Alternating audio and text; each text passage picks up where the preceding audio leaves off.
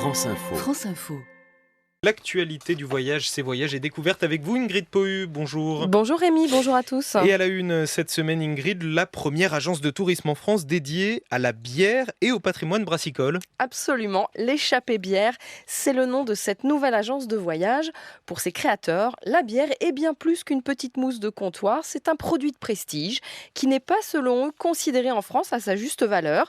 La bière, c'est effectivement une multitude d'arômes, de saveurs, et les amateurs vous le diront, c'est tout un art de la déguster.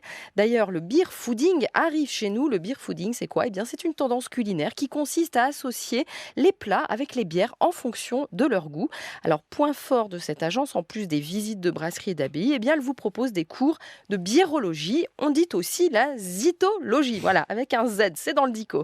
Pour l'instant, les circuits découvertes ont lieu en Belgique et dans le département du Nord-Pas-de-Calais, qui compte à lui seul une quarantaine de brasseries.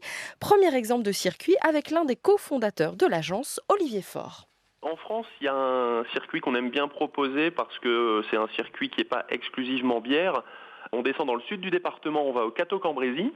Et le matin, on visite une très jolie brasserie, qui est la brasserie historique de l'abbaye du Cateau, qui est classée au monument historique. Donc visite, dégustation, on déjeune dans l'excellent estaminet de la brasserie sur place.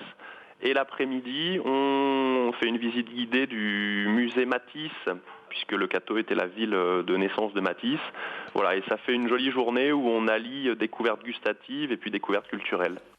Voilà, et l'agence envisage à plus long terme de lancer des voyages en Irlande, en Allemagne et en République tchèque, pays européens avec l'Autriche, qui consomment le plus de bière. Olivier Faure nous donne un deuxième exemple de circuit.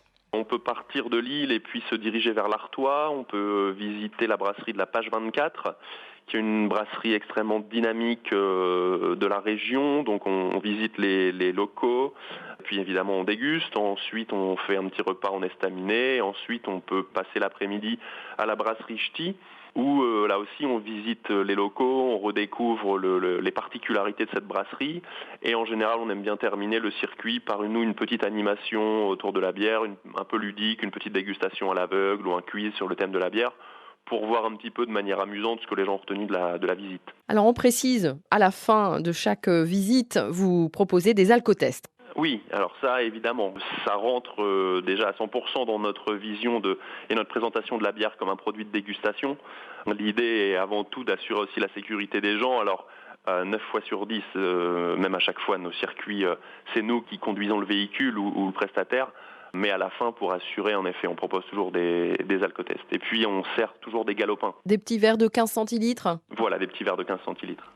Voilà, à noter aussi que des jeux de piste sont également organisés dans la commune de Lille sur le thème de la bière. À consommer avec modération. Et combien ça coûte justement ces balades, Ingrid ? Eh bien, à partir de 69 € par personne la journée, 32 € la demi-journée avec 3 thématiques au choix.